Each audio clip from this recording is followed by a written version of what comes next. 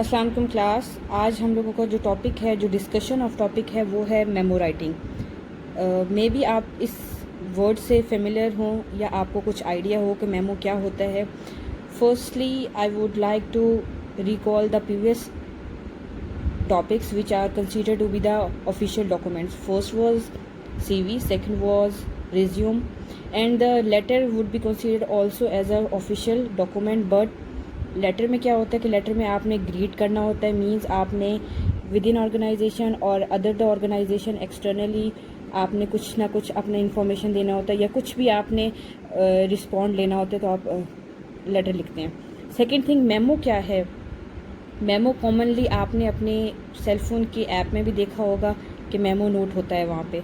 Memo basically आप तब लिखते हैं या जब मेमो में आप तब चीज़ें इंक्लूड करते हैं जब आपने एज अ मेमोरी या आपने दोबारा से जो रीडर को है वो फोकस में लाना होता है, तब आप मेमो लिखते हैं।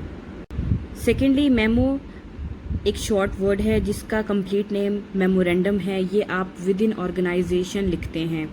सपोज़ जिस तरह आप प्रोफेशनलिज्म में हैं और आप किसी ऑर्गेनाइजेशन में काम कर रहे हैं, आपकी कोई पोस्ट है, तो आपकी हायरिंग अथॉरिटी या आपके जो स्टाफ है आपको कहते हैं कि आपने एक मीटिंग की ऑर्गेनाइजेशन देनी है और आपने सबको इन्फॉर्म करना है मीटिंग में। तो अब आप ऑफिशियली एक मेमो तैयार करेंगे जिसमें आप उनको बताएंगे कि इस डेट को, इस टाइम को मीटिंग है हमारी अदर कम्युनिटी के साथ या हमारे हायरिंग फैकल्टी के साथ। तो आप वो मेमो लिख के आप नोटिस बोर्ड पे अटैच कर देते हैं या फिर उसके बाद आप सर्कुलेट कर देते हैं उसी अपने चैम्बर में या उसी अपने ऑर्गेनाइजेशन में। तो वो जो आप सर्कुलेट करेंगे एक ऑफिशियल नोट, उसको आप मेमो कहते हैं। अब आपके माइंड में ये क्लियरिटी हो जानी चाहिए कि मेमो क्या होता है। ये आपके सामने डेफिनेशन है मेमो की। Memo are consider to be the official documents in the most organisation. Second thing आपने हमेशा याद कर रखना है कि मेमो हमेशा इंटरनली वर्कआउट करता है। मीन्स आप मेमो एक ऑर्गेनाइजेशन में, एक इंस्टीट्यूट में ही सर्कुलेट कर सकते हैं। आप किसी और इंस्टीट्यूट में मेमो नहीं लिख सकते, कभी भी एक्सेप्टेबल नहीं हो सकता। Second, they are used to ask for information or to call for action. They are written to report back in response to requests for information or action. इसकी एग्जांपल मैंने आपको पहले ही दी है कि आपने सपोज़ आपको आपकी हायरिंग अथॉरिटी कहती है कि आपने मीटिंग ऑर्गेनाइज करनी और सबको इन्फॉर्म करना है, तो आप सिंपली मेमो लिखेंगे और सबको सर्कुलेट कर देंगे, या अगर आपकी ऑर्गेनाइजेशन में नोटिस बोर्ड है तो उस पर जाके आप लगा देंगे। इस तरह जो लोग आएंगे वो पढ़ते जाएंगे खुद से और उनको इन्फॉर्मेशन मिलती जाएगी। सेकेंडली, अगर मैं आपको यहाँ पे एक और एग्जांपल आपके ही डिपार्टमेंट की दूँ तो आपको और ज़्यादा क्लियरिटी हो जाएगी। जिस तरह आपके नोटिस बोर्ड पे आपकी इन्फॉर्मेशंस लिखी हुई होती हैं, मीन्स आपकी डेट शीट लगा दी जाती है, या आपका कोई स्पोर्ट्स इवेंट आ रहा है तो वहाँ पे आपको इन्फॉर्म किया जाता है डीन की तरफ से या कोई कोऑर्डिनेटर की तरफ से, आपको इस तरह का एक नोट मिलता है, तो वो भी एक मेमो की ही फॉर्म है। लेकिन हमेशा ज़रूरी नहीं है कि उस मेमो को आप उसी तरह फॉर्मेट के अकॉर्डिंग लिखें। मोस्टली आप एक नोट की तरह भी छोड़ देते हैं, जो हमारे मोस्टली डिपार्टमेंट में ऐसे लिखा होता है। मीन्स उसमें कोई रूल्स एंड रेगुलेशन के अकॉर्डिंग नहीं फॉर्मेट तैयार किया जाता, बस लिखा जाता है एक पेपर की फॉर्म में। लेकिन यहाँ पे आपको पता होना चाहिए कि मेमो के एक सर्टेन रूल्स हैं। जिस तरह सीवी का रूल है, जिस तरह रिज्यूम का रूल है, जिस तरह लेटर फॉर्मेट का रूल है, उसी तरह मेमो का भी रूल है। Now why learn about memo writing memos. First thing, important form of corporate communication. हमेशा याद रखें कि जब आप प्रोफेशनलिज्म में जंप आउट करते हैं तो आपकी means of communication, means of interaction और मीन्स ऑफ कैपेबिलिटीज़ नोटिस किए जाती हैं। मीन्स अगर आपके पास तालीम है, एजुकेशन है, सफिशेंट है या मोर देन सफिशेंट है, तो जब तक आपकी कम्युनिकेशन अच्छी नहीं होगी, you can't be able to develop your self, you can't be able to contact with other person और अदर ऑर्गेनाइजेशन। तो ये मेमो भी एक one of the most important document है जिसके अकॉर्डिंग आप ये चीज़ें अपनी ये 4 की 4 स्किल्स डेवलप कर सकते हैं। Second, clear and concise communication of complex subjects, writing style and approach applicable to other communication such as email. Set yourselves apart from people who cannot write. ये कुछ आपकी मेमो की वजह हैं जो आप लिखना चाहते हैं। Purpose of memo: to solve the problem by informing, persuading, refuting, arguing, analyzing. ये कुछ आपके पर्पस हैं and these are very important purpose that why you used to write memo writing. Then or why you go for a memo writing. The name of memo is memorandum, is considered inside correspondence. It is written to someone in your company, a written statement you prepare specially for a person to communicate an order to give them information about a particular method. इससे आपको clarity हो जाएगी कि memo आपका short word होता है और इसका फुल नेम मेमोरेंडम है, जिसका मतलब है कि आपने internally means within the organisation आपने पीस ऑफ इंफॉर्मेशन देना है या मीन्स ऑफ कम्युनिकेशन आपने डेवलप करना है, तो आप within person within organisation लिखते हैं। The word memorandum is derived from a Latin word memorare which means to remember. मैंने आपको पहले ही बताया कि मेमो जब आप सेल फोन में यूज़ करते हैं तो आप अपनी मेमोरी के लिए लिखते हैं, तो same is the case with this word memorandum that means to recall, to memorise something in long term. In law a memorandum means a document recording terms of contract. The plural form of memorandum is memorandums and memoranda. It is commonly known by its abbreviation and memo. ये आपकी कुछ history है, means कि ये word memorandum कहाँ से originate हुआ है या इसका क्या मतलब है या how it worth while. A good memo is less formal than a letter. It usually conveys one idea and is likely to be short. Effective memos are clearly written with the objective stated in the first sentence. The characteristics of effective memo means what are the characteristics of a certain memo include as clarity, conciseness, unity of theme, informal tone. Informal tone doesn't mean कि आपने informal language use करनी है, means informal tone means कि कुछ आपके ऐसे भी subjects आते हैं या topic आते हैं कि जो आप वो डिस्कस करना चाहते हैं अपनी ऑर्गेनाइजेशन में या आप अपने इंस्टीट्यूट में, तो आप वो भी आप लोग टॉपिक लिखते हैं in the form of memo. जिस तरह आपने एक इनविटेशन देना है स्पोर्ट्स गाला का, या आपने स्पोर्ट्स गाला में आपने स्टूडेंट्स की कंट्रीब्यूशन चाहते हैं, तो आप instead of going to each student for raising dues आप एक मेमो लिखें और किसी एक क्लास में जाके सर्कुलेट कर दें। उनसे क्या होगा, वो सारी क्लास पढ़ेगी और उनको आपका मीडियम ऑफ मैसेज पता चल जाएगा। Standard parts of memo. There are some standard parts of memo that may be consist of 6 parts. First of all, आपने क्लास याद रखना है कि मेमो आपने क्यों लिखते हैं या उसका क्या सोर्स है या उसकी क्या थीम है। तो फर्स्ट थिंग आपको मैंने पहले बताया कि मेमो हम विद इन ऑर्गेनाइजेशन लिखते हैं, विद इन डिपार्टमेंट लिखते हैं, विद इन कम्युनिटी लिखते हैं, विद इन पीपल लिखते हैं। ठीक है। सेकंड थिंग, अब उसको लिखने का तरीका क्या है, आपके सामने ये मौजूद है। ये स्टैंडर्ड मेमो फॉर्मेट है जिसके अकॉर्डिंग ही जाके एक जो राइटर है या एक जो नरेटर है वो लिखता है मेमो अपनी इन्फॉर्मेशन देने के लिए ग्रुप ऑफ पीपल को, या पूरी इंस्टीट्यूशन में अगर अपनी वो इन्फॉर्मेशन फैलानी है तो वो मेमो लिख देगा। फर्स्ट पार्ट है इसका to, second is from, third is यहाँ पे इन्होंने एड्रेस लिखा हुआ है, यहाँ पे ये एड्रेस नहीं आएगा, यहाँ पे आपने पार्ट स्किप कर देना है, इस पे डेट आती है direct. Fourth one is subject.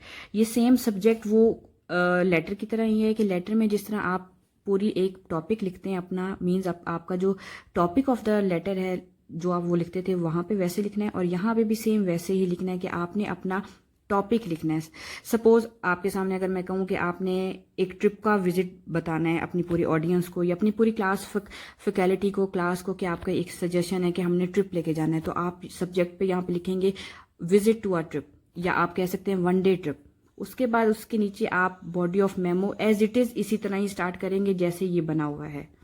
मतलब आपने इसी के नीचे मेमो की बॉडी स्टार्ट कर देनी, मीन्स मेमो की बॉडी भी वैसे सेम ही होगी, लेकिन हमेशा याद रखें मेमो जितने से जितना ज़्यादा छोटा होता है पॉसिबिलिटी होती है उतना छोटा लिखा जाता है। 2, अब ये जो 2 है वो 2 का क्या मतलब है मेमो में। जब आप स्टार्ट, एक और पॉइंट क्लास यहाँ पे मैं आपको क्लियर करूंगी कि जब आप मेमो स्टार्ट करते हैं सेंटर ऑफ द पेज आप मेमोरेंडम लिखते हैं, या आपके सामने अगर कोई सैंपल आएगा ना मेमो का, तो उस पर आप उस जगह जिस जगह पे आप लिख रहे हैं वहाँ का लोगो भी लिखा हुआ होता है मेमोरेंडम में, पर मोस्ट केसेस में मेमोरेंडम के ऊपर हेडिंग होती है और कोई चीज़ नहीं लिखी होती है। और मैं भी आपको यही सजेस्ट करूंगी कि मेमो की आप ऊपर मेमोरेंडम पूरी हेडिंग लिखें बोल्ड फॉर्म में, उसके नीचे आप टू स्टार्ट करेंगे। यस, टू का मतलब क्या होता है मेमो में? To line is usually indicated as the word to follow by the colon and the name of the individual और the group receiving the memo. Means आप जिसको मेमो लिख रहे हैं आइदर वो कोई इंडिविजुअल्स हैं, individuals means group of people, और ग्रुप्स और कम्युनिटी है जिसको आप लिख रहे हैं। यहाँ पे आपके पास देखें एग्जाम्पल्स भी हैं, to all staff, to all faculty members, to Sahil Ahmed means यहाँ पे आप 3 to 4 पर्सनस का नेम भी लिख सकते हैं। हमेशा याद रखें मेमो किसी एक पर्सन को नहीं लिखा जाता। From line indicate who is writing and distributing the memo means the writer of the memo. Simple बात है कि फ्रॉम वो होगा जो लिख रहा होगा, या अगर आपकी सपोज आपकी पूरी क्लास एक मेमो लिख रही है और नोटिस बोर्ड पे लगाना है तो आप अपनी क्लास लिखेंगे और सेशन लिखेंगे, दैट्स इट। आपने कोई नाम नहीं लिखना, कुछ भी नहीं लिखना। यहाँ पे ये एक ऑप्शन होता है CC means carbon copy, means आपने रिकॉर्ड के फॉर्म में अगर लगानी है तो आप साथ ये बताते हैं कि आपने जो अटैच की है मेमो के नीचे वो कार्बन कॉपी क्या है। यहाँ पे आपके सामने भी है, if the copies of the memo should be distributed और saved by the other members of the company their names go on the CC line. Means कि आपने जब कोई सेव करनी है ये कॉपी मेमो की तो आप कंपनी की वो जो ट्रांसक्रिप्ट होती है वो साथ अटैच करते हैं। लेकिन जर्नल मेमो में आपको पढ़ा रही हूँ तो यहाँ इस पॉइंट पे आने की ज़रूरत नहीं है आपको। मीन्स आपने ये चीज़ तब नोट डाउन करनी होती है जब आप किसी ऑर्गेनाइजेशन में कोई सीट होती है और आपकी ये ड्यूटी होती है कि जब आपने मेमो सर्कुलेट करना है with in the company, with in the members, तो आप उसकी कार्बन कॉपी भी अटैच करें एज एन ऑफिशियल रिकॉर्ड के लिए। क्लास ये आप स्किप कर देना, मैं आपको सिर्फ आइडिया दे रही हूँ समझाने के लिए। Part is date, the date the memo was written should be included next। Means आपने डेट ऐसे देनी है। इसका नेक्स्ट स्टेप ही फ्रॉम के बाद आपका डेट होगा, इस तरह आपने देना होगा। सब्जेक्ट लाइन आपने सिर्फ लिखना है द री और सब्जेक्ट लाइन, इसको फोकस ना कीजिएगा, सिर्फ सब्जेक्ट लाइन पे करें। सब्जेक्ट लाइन मीन्स जिस तरह मैंने आपको पहले ही बताया कि टॉपिक, कि आप क्या टॉपिक लिख रहे हैं। यहाँ पे आपके पास देखें सब्जेक्ट है तो यहाँ पे लिखा है फैकल्टी मीटिंग, सिंपली आपने ये लिखना है। मेमो में यही होता है कि आपने प्रीसाइज अपना सब्जेक्ट बनाना होता है, अपना टॉपिक बनाना होता है। जिस तरह मैंने आपको कहा है, आप अगर सपोज किसी बैंक में अगर आपने अपना इशू बताना है, सपोज आपका कोई चेक कैंसिल हो गया तो आप सिंपल सब्जेक्ट में लिखेंगे कैंसिलेशन ऑफ चेक। जितना कम से कम आप सब्जेक्ट बनाएंगे और टू द पॉइंट बनाएंगे उतना ही ज़्यादा क्लियरिटी होती है कि ये मेमो है। और मेमो की सबसे बड़ी हिंट ये होती है कि आप एक तो फर्स्ट पेज और top of the page memorandum लिखा होता है, सेकंड इन, टू, फ्रॉम, सब्जेक्ट, डेट से ही आइडेंटिफिकेशन होती है कि ये मेमो लिखा हुआ है। Now the basic and the vital part of the end the most important part of the memo is body. जिस तरह लेटर में था कि आपने 3 पैराग्राफ लिख सकते हैं या आप 4 पे भी जा सकते हैं, एक्सीड कर सकते हैं, लेकिन मेमो में ऐसा नहीं होता। मेमो में आपने सिर्फ लाइंस पे डिपेंड करना होता है। जितनी लाइंस आप अप्लाई करें, जितने लाइंस में आप हो सकता है आप उसको फिलअप करें। एक और बात कि मेमो में आप 3 पैराग्राफ्स बना सकते हैं, बट पैराग्राफ 2 to 3 लाइंस क्यों। बट अगर आप नहीं भी बनाना चाहते तो नहीं भी बना सकते, आप 12 to 15 लाइंस में अपना मेमो कंप्लीट कर सकते हैं। ये आपके सामने है, short concise text format for quick and easy reading, जिससे टू द पॉइंट आपका सब्जेक्ट पता चल जाए रीडर को।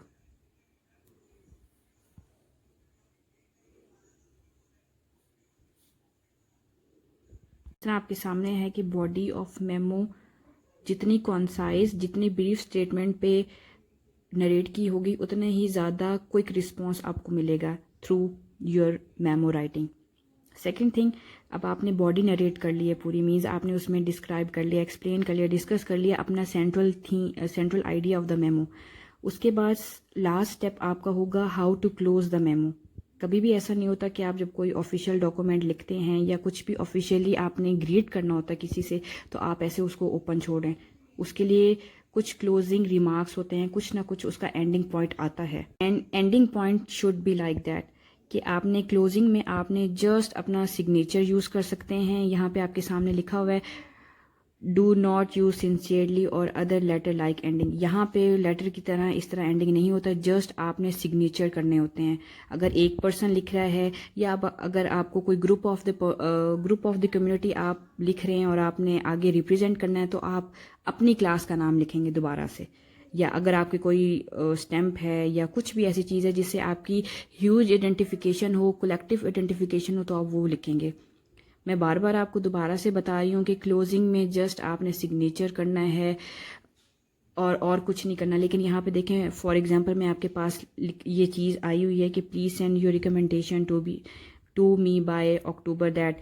ये आप तब लिखते हैं जब आप किसी बिजनेस लेवल पे लिख रहे होते हैं, मेंबर विद इन ऑर्गेनाइजेशन और विद इन द पीपल, कि आप चाहते हैं कि आपको इसके बाद आपको फीडबैक दिया जाए।